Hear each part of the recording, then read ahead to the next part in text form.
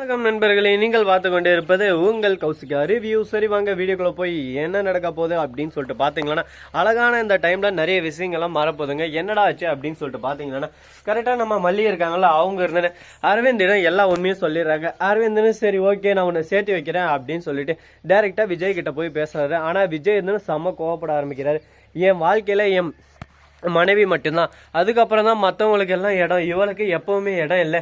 என் மனைவியும் என்னை விட்டு போயிட்டா, அடுத்து என் புள்ள, அதாவது என் வெண்பா குட்டி, என் செல்ல மக, அவ மட்டும்தான் என் வாழ்க்கையில இருக்கா, வேற யாருக்கும் இடம் இல்லை.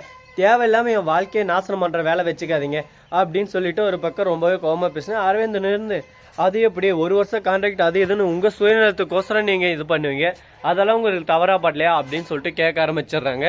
இப்படியெல்லாம் இந்த சூழல்ல நடந்துன்னு இருக்கு. சரி எவ்வளவோ நடந்துச்சு வாழ்க்கையில, எல்லாத்தையும் பார்த்து நாம தாண்டா பார்த்து கத்துக்கணும் அப்படின்ற தகவல்ல தான் போயின்னு இருக்கு. சரி இதெல்லாம் ஒரு பக்கம் போட்டோன்னு சொல்லிட்டு விட்டாலும், அதே சமயத்துல கரெக்டா அரவிந்த் இருந்து கொஞ்சம் அதிகமா பேசுறாரு.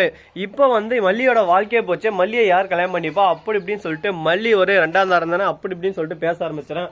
தேவையில்லாம பேசினா பல்லையிலாம் வச்சிருவான், அவ என்னோட மனைவிடா, இதுக்கு மேலே எதுவும் பேசாத, ஒழுங்கு மரியாதை கிளம்பிடு அப்படின்னு சொல்லிட்டு அடிச்சு முடிக்க விட்டுறா. அதுக்கப்புறம் போயிட்டு மல்லிகிட்ட, நீ ஆசைப்பட்ட மாதிரியே உனக்கான வாழ்க்கையை நான் அமைச்சுதான்ட்ட, எனக்கு பிடிச்ச நீ எனக்கு கிடைக்கல, ஆனா நீ உனக்கு பிடிச்சவங்க கூட சந்தோஷமா இரு அப்படின்னு சொல்லிட்டு மனசார வாழ்த்திட்டு சந்தோஷமா அந்த இடத்த விட்டு விலகிறாரு நம்ம அரவிந்த். இதை பார்க்கும்போது நமக்கே ஒரு பக்கம் இந்த மாதிரியெல்லாம் மனுஷங்க இருக்காங்களாடா அப்படின்னு சொல்லிட்டு யோசிக்க தோணுங்க. ஏன்னா இந்த காலத்துல இப்படியெல்லாம் யாரும் இருப்பாங்களான்னு சொல்லிட்டு யோசிச்சு பார்த்தா கண்டிப்பா யாரும் இருக்க மாட்டாங்க. எல்லாம் தனக்கு மிஞ்சியது தானமும் இதுன்னு சொல்லிட்டு யாருமே இப்போ நினைக்கிறதுல, தனக்கு மிஞ்சினாலும் பிரச்சனை இல்லை, நாளைக்கு வச்சு நான் சாப்பிடுவேன் அப்படின்னு சொல்லிட்டு தான் எல்லாருமே இருக்காங்க. அந்த மாதிரி ஒரு சூழக்கட்டெல்லாம் போயின்னு இருக்கு.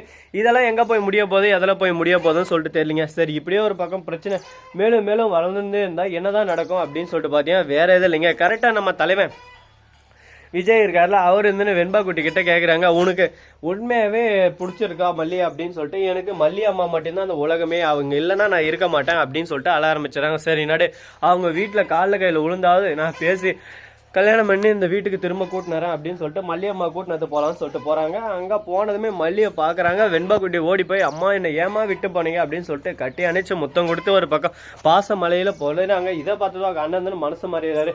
நமக்கும் ஒரு பையன் பொண்ணு இருக்குல்ல, அவங்களும் இப்படி தானே இருப்பாங்க பாசமாக, அந்த பொண்ணு நம்ம இது மேலே எவ்வளோ பாசமாக இருக்கு, இவங்க 2 பேரும் நம்ம பிரிக்கணுமா அப்படின்னு சொல்லிட்டு நாகு ஒரு பக்கம் பேசின்னு இருக்காங்க. உங்க தங்கச்சி நல்லா தான் இருக்கா, அவளுக்கு இந்த மாதிரி ஒரு வாழ்க்கை எப்பவுமே நீங்கள் தேடி பார்த்தாலும் அமையாது, சொர்க்கம் மாதிரி சந்தோஷமா இருக்கா, சரி ஓகே நானே பேசுகிறேன் அப்படின்னு சொல்லிட்டு அவங்க போகிறாங்க. உடனே விஜயே உங்களை கையெழுத்து கும்பிட்டு கேட்டாரு, இவ இல்லாமல் என்ன எங்களுக்கு வாழ்க்கையே இல்லை, எங்களுக்கு மல்லியை கல்யாணம் பண்ணி வைக்கிறீங்களா அப்படின்னு சொல்லிட்டு கேட்குறாங்க. சரி ஓகேன்னு சொல்லிட்டு குடும்பம் எல்லாமே சந்தோஷமா ஒரு பக்கம் மகிழ்ச்சியோட போயின்னு இருக்கு. இந்த மகிழ்ச்சியோட தருணத்தில் இன்னும் என்னென்ன நடக்க போகுது, ஏது நடக்க போகுதுன்னு சொல்லிட்டு யாராலையும் எதுவும் சொல்ல முடியாதுங்க.